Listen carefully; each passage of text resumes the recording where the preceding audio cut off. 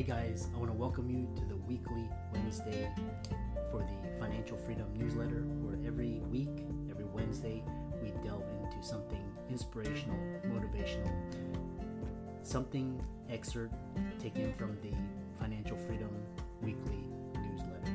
Wherever you are, if you're listening on Spotify, on iTunes, Google, be sure to click the like, subscribe, share, comment. And without ado, let's get into the show.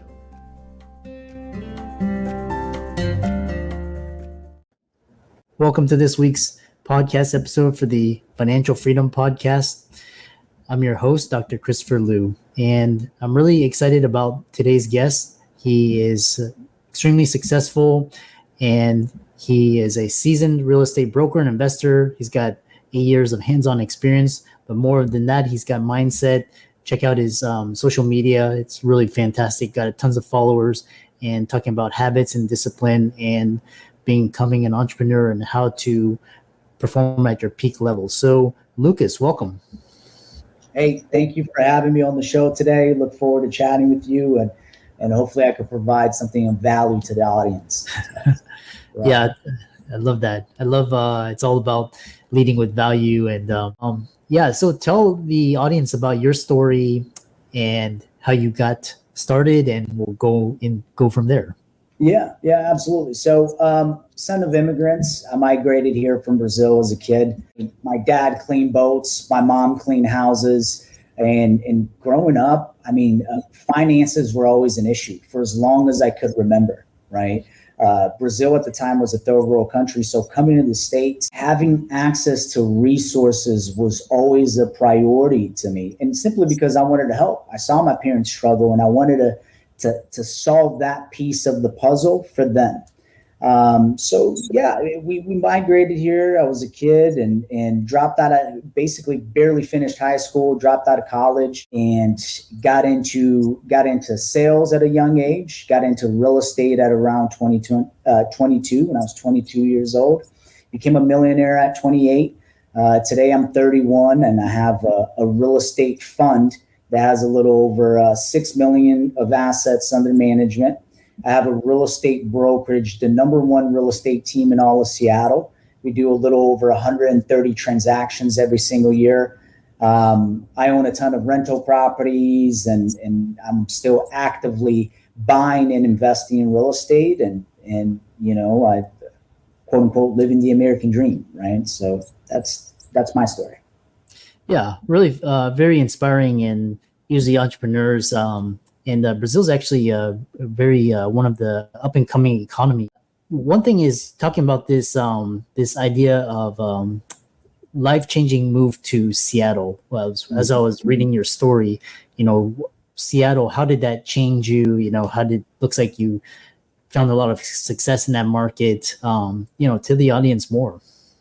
Yeah. So when I moved to Seattle, I was 19, and I was really young. I was just out of high school. And like most kids these days, there's a lack of clarity on exactly what you should do. Everyone pushes you to go the college route. Less and less kids are interested in going that direction.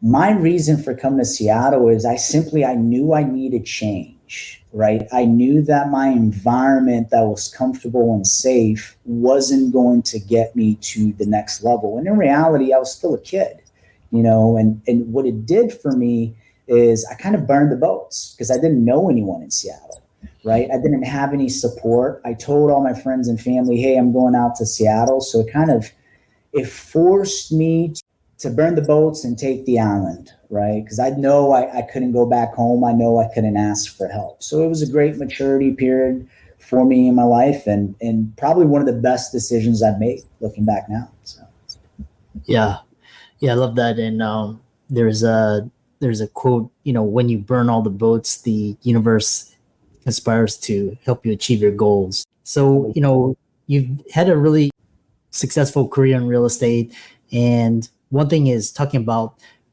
how to create habits and discipline that will change how you do business. I'm always interested in peak performance. Yeah. So, man, and I wish I was taught this at an earlier age.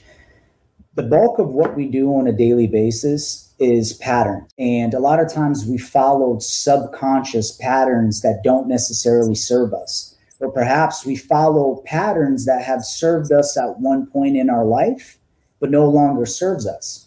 So I'm very aware and I'm very careful as to how I structure my patterns throughout the day. Not only habits, which are actions, but also mental patterns, right? The mental dialogues, the mental conversations that you have throughout the day. I found that for me, the thing that works best, and for a lot of my clients as well, is structuring and figuring out a morning process where you can get yourself to the highest and best mental, physical, and spiritual state to then go tackle the rest of the day, the business world, the job, the career, whatever the case might be. So for me, what that process looks like is pretty religious, is a 4:30 a.m. wake up time that I don't deviate from. My day starts at 4:30. I go in right away. I go into 10, 15 minutes of meditation and prayer. And this is my time to realign myself spiritually to God, higher power, whatever you choose to call it. From there, I'm in the gym at 6 a.m. and we do a hard workout. So I'm doing something physically. I've done something spiritually for my spiritual well-being. Now I'm doing something physical for my physical well-being. And by 8 a.m., we're in the office. So if you think about that, I've acquired so many small wins by the time I start my workday that momentum of winning is a fact. It's harder. Momentum is a real thing for the positive or for the negative.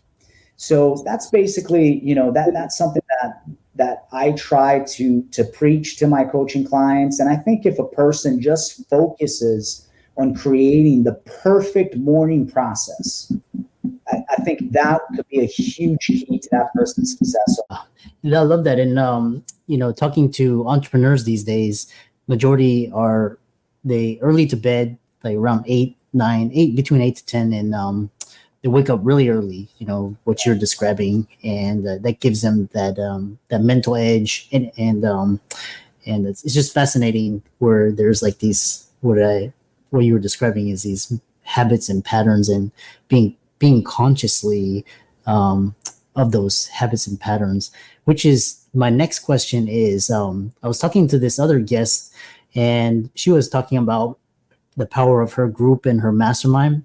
Mm-hmm. And as she burned the boats like you did, she was saying that she became very consciously aware of who she associated with, because she didn't want any negative influencers detracting, because she was doing things against the grain and her friends and family held her back. And so she basically acquired this skill of pattern recognition. So talk to people about that, especially when it comes to the naysayers, haters, all that. So the world is not as it is. The world is as you are. So people tend to project and reflect their own insecurities into others. And that's just human nature in itself. I think, for most individuals, and this is why the morning process and that meditation and prayer is so important, because if you do that frequently enough through months and through years, you start to realize your internal states that maybe sometimes just don't serve you, right? So being aware of that for yourself first makes it easier for you to become aware of when other people are bringing around limiting beliefs, negative energy, or something that doesn't serve you, right? And I've seen all high level producers, to a certain extent, they have awareness of these things, right? And that's why high level people tend to associate with high level people, right? A high frequency energy simply does not match well with a low frequency state. Those two don't correlate well, right? So I truly believe, and it's funny because I wouldn't say necessarily I'm a religious guy, but over the last few years, I believe very much in energy. Right. And you could pick that up from other people, and you could harness and create the right energy within yourself that will make it much easier for you to live an enjoyable life, for you to accomplish your goals, for you to see the best in others and in yourself. So I think, I think a lot of times entrepreneurs focus so much on the money aspect and the wealth aspect, but real wealth is that. Real wealth is living in a high emotional state, even when the world is not perfect. Which, if you're an entrepreneur, you know the world is rarely perfect. There are always problems, but being able to rise above those problems in a high internal state is absolutely critical. Yeah, I love that, and I love that the way you said it, and the way I'm starting to view entrepreneurship is like a high level athlete. Like these habits and these mindsets, you may not be, but you're these high quality decisions. Could be small, could be large scale, and you need that performance to be able to function at that high level. Which is the other question. Entrepreneurship is not for the faint-hearted, and you talk about how to solve your struggles. The struggle is part of it, and embracing it, teaching others to do the same, learning from it. Expand that upon that. Yeah, so I think that everything in life to a certain extent is a trade-off. If you decide to get into entrepreneurship and you think you're not going to have any challenges or struggle, or you're not going to have to reinvent the version of yourself, you're absolutely insane. It's anything in life that you want, there is a trade-off. For everything I've accomplished has expanded my life. Let's say more wealth or a new level of business or a new level of fitness. There's an aspect of struggle in there. There's an aspect of comfort in there that you have to lean into in order for you to see the growth. And that's evolution. And that's healthy, because what's the alternative, right? What's the alternative to evolution and growing? It's you're diminishing, right? You're living less, you're contracting. And no one wants less of anything in life, right? Everyone wants a better relationship, not a worse one. Everyone wants more money, not less. Finding that dance and that balance within yourself to where you're pushing yourself, you're expanding your comfort zone, but you're doing it without wrecking yourself into the ground. You know what I mean? And that is the challenge, because I see a lot of entrepreneurs push really hard and they maybe do so for a year or 2 years, then they're sick of it. How do you stay in the game for 8 to 9 years, continually growing? How do you stay in your area for 20, 30 years, expanding and happy and fulfilled? That's the real sweet spot, and that's an internal game. So Yeah, it's 90% mental, 10% execution. How do you encourage entrepreneurs to find their area of genius, help others flourish, do well? How do they? It's like the traditional route really doesn't allow you to do that. So how did you do it? yeah, I think for me, so when you're starting out, you have to say yes to a lot of different things, and you have to see what things you naturally gravitate towards. I think if I were to redo it today, there's a certain logical aspect when you're starting a business where you have to look at, okay, what's the upside of this business? Like if I'm starting a business today, am I going to go into newspaper? Probably not the best businesses. It's on the decline, right? So when I got started in real estate, like it was pretty basic. I've noticed, well, most millionaires became so through real estate. I'm going to go do that. And sure enough, it's a fairly easy sector for you to reach your first million in. I think trying out different things, being comfortable with failing initially, small failures, right? If you could take these small failures that don't break you at the start until you find something that you naturally feel some traction towards. And then when you do feel that traction, I think that what most people miss is you figure out you want to be in this sector. The very first thing you should do is go hire the best person, the best mentor, the best coach you could possibly afford in that sector. And if you could find a free mentor, a free coach, someone that's close to you, that's willing to really take you under their wing, even better, right? And you want to find a person that has literally accomplished what you're looking to accomplish. that is the easiest way for you to find success in any area of life. Yeah, that's like some of the best advice is find people that are doing what you want to do. And of course, sometimes it costs thousands, 10,000s of, 20 of dollars. But most people don't want to pay that, and that's why but if you put in the work, you definitely see the results. So 100%. And also on that note, one thing that I've noticed is when I was starting out, and I had no money, it was easier to find mentors. Once you get to a certain point, you will have to pay for mentors. You will have to pay for access. It's just the way it is. If I'm a multimillionaire and I want to get to 100 million, the best person for me to learn how to get to 100 million is a person that has gotten to 100 million. Well, that person's not going to be found at your local bar. Access to that individual is usually very difficult because that's a person that's in high demand. So normally the only way for you to get access to higher level people as you grow is either by having a great network or by paying for access. And when I noticed for me is, I still have mentors and coaches to this day, and I always will. I've paid for masterminds that are $35,000 a year for a mastermind. And I've gotten 10x the value out of it, right? Simply because of the people that I met, the knowledge that I've learned. And what happens is when you paid that money, I cut a check for 35. Do you think I'm going to sit in every single meeting? Do you think I'm going to take notes, ask questions? You're damn right. Now what if it was free? Would I be as engaged? Probably not.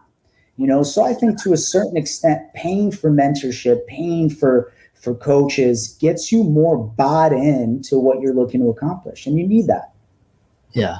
And I love that. And it's almost like, as opposed to trading your time and kind of failing and floundering, you basically have resources, financial resources, and you allocate it accordingly. And so it's kind of like that those resources help you to fast track your way to success. It's like that's exactly it. And on a quick note, think about why these tech companies are so successful. They get to hire the smartest people and put them to work on a project at scale. They solve problems way quicker, way faster, which then allows them to make way more money, right? It's brilliant. And so you could do that in your own level, in your own scale, figure out an area of life that you're looking to improve, go out and hire the best person you could get access to in that area and solve that area. If it's money, go out and hire a financial coach or a business coach. If it's fitness, go into the gym, find the most jacked individual you could find and say, what do you do? Tell me exactly what you do. Take my money, hold me accountable, and you'll get results. I love that. And as we come to the conclusion, one thing is, what are your keys to success, and how can people contact you? You have a large social media following on Instagram and YouTube, and tell people how they can find you and contact you. Yeah. So in regards to your first question, the key to success, it's if you just keep hammering on something over and over again, if you find a process that works for you, you find something where you're gradually improving yourself and you just don't quit, you will achieve whatever you're looking to achieve, right? If you get crystal clear about what you want, you figure out these are the actions that will get me to that thing, and you just repeat that for as long as it takes, you will achieve your goal. Now that's mundane. It's not sexy. It's not exciting. People are looking for abs in 30 days, 90K in 90 days. They're looking for quick results. And any substantial success that usually doesn't come overnight. There's usually a lot of work that's done in the background before you see the overnight success. But learn how to fall in love with the process and stick to it. You can find me on Instagram. Instagram is usually the best place. My Instagram is Luke L_is_winning. Luke_is_winning. Feel free to send me a message in regards to anything. I'm an open book. I'm always looking to help. And yeah, you could find me there. And very inspiring podcast and so many nuggets of wisdom. And for all the audience out there, Lucas's resources will be in the links and show notes, and be sure to check him out. And with that, thanks so much for coming on to the podcast. Hey, thanks for having me. Till next time. I hope you really enjoyed that wonderful, inspirational, motivational piece. Again, if you, wherever you are listening, if you liked it, be sure to like, comment, share, subscribe. We're on everywhere: Spotify, iTunes, Google, Amazon, Audible. And without much ado, be sure to thank this show's sponsors, and we'll see you next week.